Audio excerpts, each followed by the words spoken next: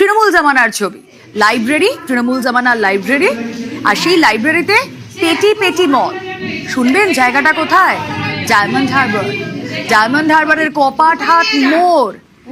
Diamond হারবারের এক লাইব্রেরির ছবি আপনাদেরকে দেখাচ্ছি, যে লাইব্রেরি বই শূন্য কিন্তু মদের বোতল পূর্ণ।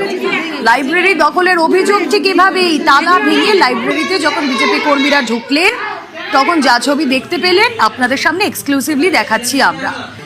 লাইব্রেরিতে ঢুকেই চক্ষু চড়ক গাছ, এ ছবি দেখে আমাদেরও চক্ষু চড়ক গাছ হওয়ার জোগাড়। বইয়ের বদলে মদের বোতলের পাহাড় এখানে।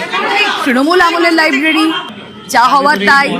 শিক্ষা চুলোয়, শিক্ষাক্ষেত্রে বেডরুম, শিক্ষাক্ষেত্রে বেডরুম এবং তার সঙ্গে চলতো মাসাজ পার্লার, পাওয়া যাচ্ছিল কন্ডম। আর এখন দেখুন লাইব্রেরির ছবি, যেই লাইব্রেরিতে বই নেই, আছে শুধুই মদ।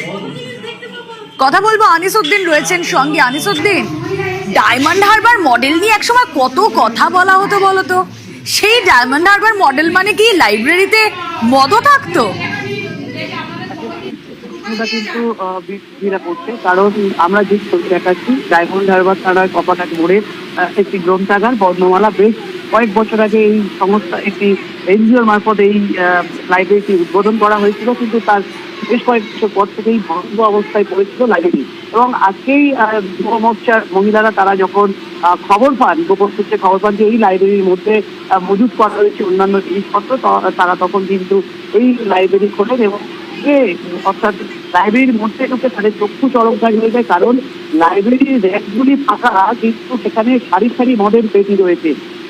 এই ঘটনার সামনে আসতে কিন্তু রীতিমতো পরবর্তী সময় থানার পুলিশকে। তবে বিজেপির পক্ষ থেকে যেটা অভিযোগ করা হচ্ছে, এই লাইব্রেরি দীর্ঘদিন বন্ধ এবং এই লাইব্রেরি স্থানীয় তৃণমূল নেতৃত্ব দখল করে রেখেছিল, ফলে এই লাইব্রেরির ভেতরে যে মদ রাখা হয়েছে তা তৃণমূল কংগ্রেস দেখেছিল, এমনটাই অভিযোগ করা হচ্ছে। ঘটনায় ইতিমধ্যেই মদগুলিকে বাজেয়াপ্ত করেছে ডায়মন্ড হারবার থানার পুলিশ। তবে কে বা কার মধ্যে মদ রেখেছিল তার তদন্তও শুরু করেছে ডায়মন্ড হারবার থানা।